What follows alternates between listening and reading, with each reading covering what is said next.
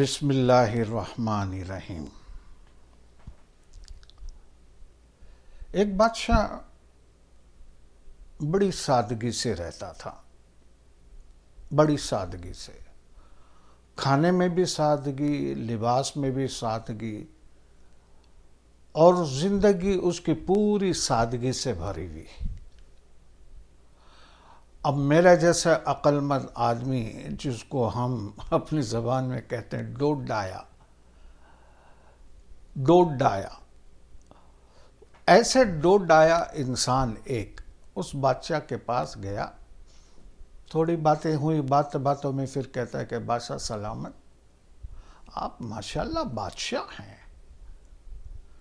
آپ بادشاہ ہیں، آپ کے ہاتھ میں کتنی طاقت ہے، کتنا پاور ہے، آپ کیا کچھ نہیں کر سکتے، اس کے باوجود آپ کا لباس اتنا سادہ، آپ کا کھانا اتنا سادہ، اور سب، آپ لائف کو انجوائے کریں، آپ کیوں اتنا سادگی سے رہتے ہیں؟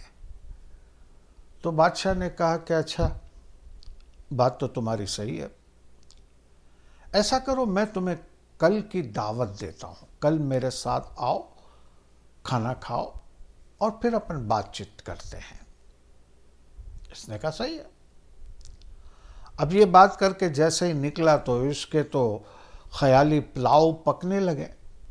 ارے بادشاہ نے بلایا ہے، میں اس کو یہ کہوں گا، میں اس کو وہ کہوں گا، میں اس کو اس بات سے اس کو کنونس کروں گا، متاثر کروں گا، میں اس کو اس بات سے متاثر کروں گا، اور یہ کروں گا، وہ کروں گا، یہ ساری بات کرتے کرتے پھر کہتا ہے کہ ظاہر ہے اتنا میں اس کو سمجھاؤں گا تو میرے پہ خوش ہوگا، اور خوش ہوگا تو مجھے انعام دے گا، اور انعام دے گا، اور بادشاہ کی طرف سے انعام تو کوئی روپیہ 2 روپیہ تو انعام نہیں ہوتا ہے، بہت بڑا انعام ہوتا ہے۔ بس اس کے بعد تو میری زندگی بھی خوشحال، میرے بچوں کی زندگی بھی خوشحال، بلکہ آنے والی نسلوں کی زندگی بھی سنور جائے گی۔ بس یہ سوچ کے وہ خیالی پلاؤ پکاتا رہا۔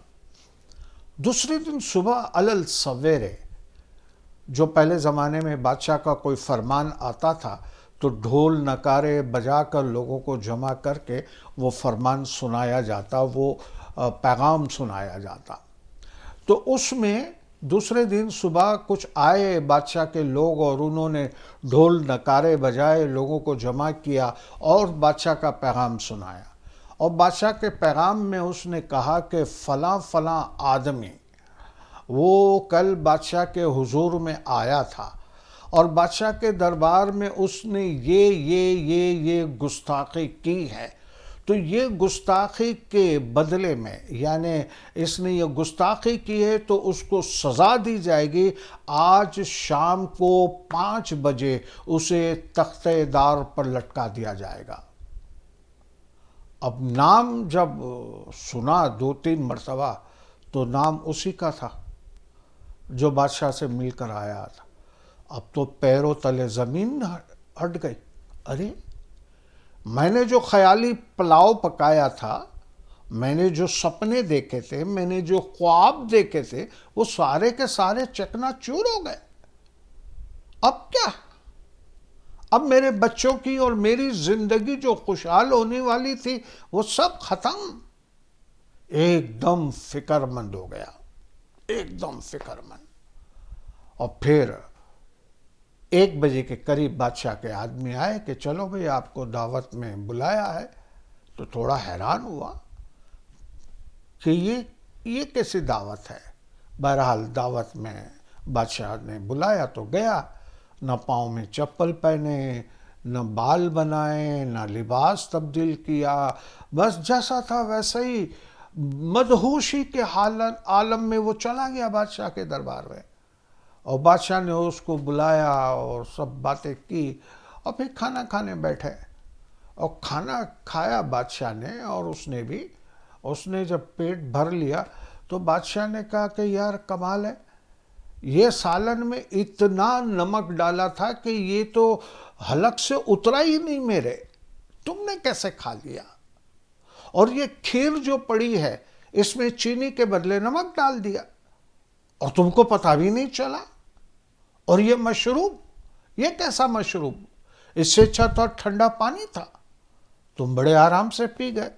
ایسے 3-4 باتیں کی تو وہ آدمی ایک دم جھنجھلاٹ کر کہتا ہے کیسے مزہ آئے گا کھانے میں، کیسے مزہ آئے گا کھانے میں، شام کو 5 بجے تو پھانسی دینے والے ہو.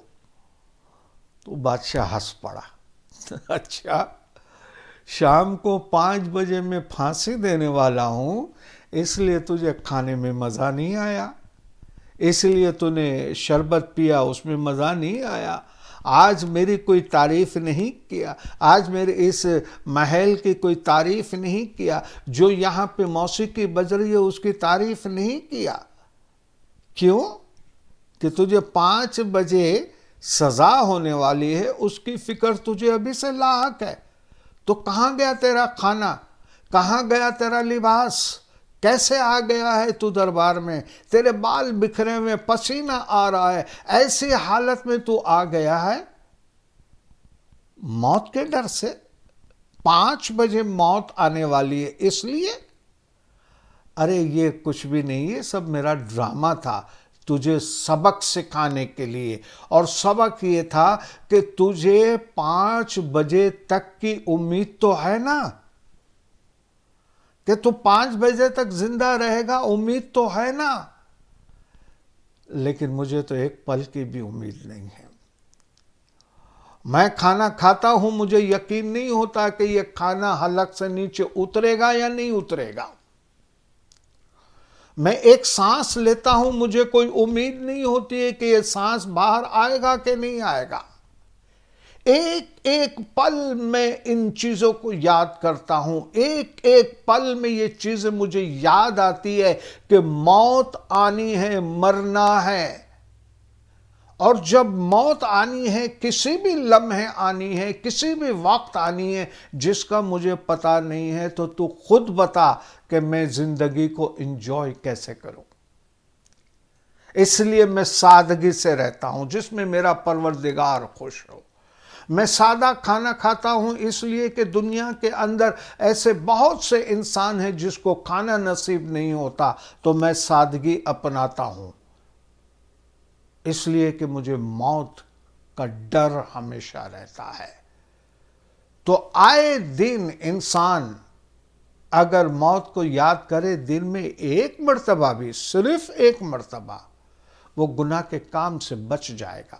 گناہ کے کام اس سے نہیں ہوں گے، گناہ کے کام نہیں ہوں گے. قدم قدم پر اس کو یہ احساس ہوگا کہ شاید میری زندگی کا آخری دن، شاید میری زندگی کا آخری سانس، شاید میری زندگی کا آخری لمحہ.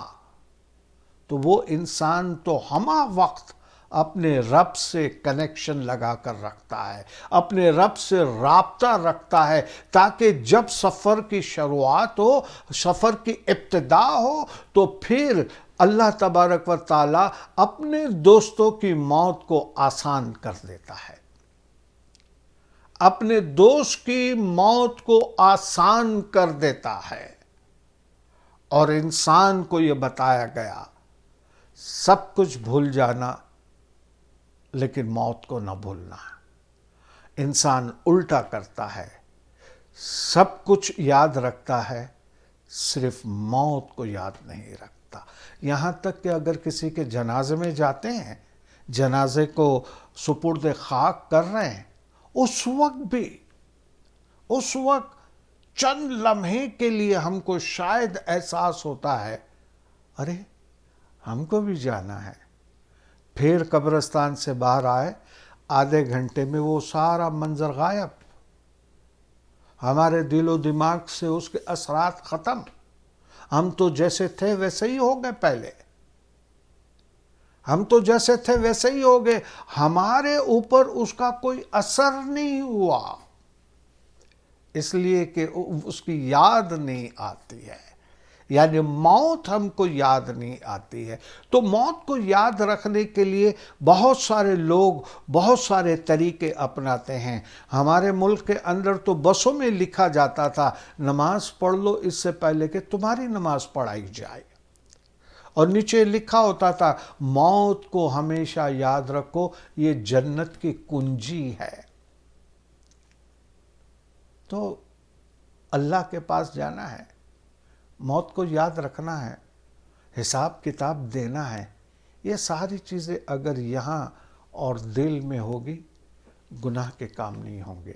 اور جب گناہ کے کام نہیں ہوں گے، موت ہمیں خوف زدہ نہیں کر سکتی، موت ہمیں ڈرا نہیں سکتی. انشاءاللہ عزیز آئندہ پھر آپ سے ملاقات ہوگی. تب تک کے لیے اجازت دیجیے. خدا حافظ. جیو اور جینے دو. آج دوسری مرتبہ میں ایک عرض کرنا چاہتا ہوں. آپ میرا یہ یوٹیوب چینل دیکھتے ہیں، میرا نام فیروز علی پیار علی ہے. اگر آپ کو یہ پروگرام اچھا لگے، آپ کے منشا کے عین مطابق ہو، آپ کے ٹیسٹ کے عین مطابق ہو، تو آپ اس کو سبسکرائب کیجیے، بیل آئیکن کو دبا دیجیے اور شیئر کیجیے. اچھی بات ہے، اچھی چیز ہے، اچھی نصیحت کی باتیں کرتا ہوں میں. آپ بھی اس مشن کے اندر شامل ہو جائیے میرے ساتھ، تو اللہ آپ کو بھی اس کا اجر دے گا، اس دنیا میں بھی اس دنیا میں بھی. تو آپ سبسکرائب کرنا چاہیں، آپ کو اچھا لگتا ہے تو آپ کیجئے. اور کمنٹس میں آپ مجھے ضرور بتائیے کہ آپ کون کون سی چیزیں چاہتے ہیں، یا میرا طریقہ صحیح ہے یا نہیں ہے. یہ چیزیں آپ مجھے کمنٹس کے اندر بتا سکتے. چلے انشاءاللہ. خدا حافظ.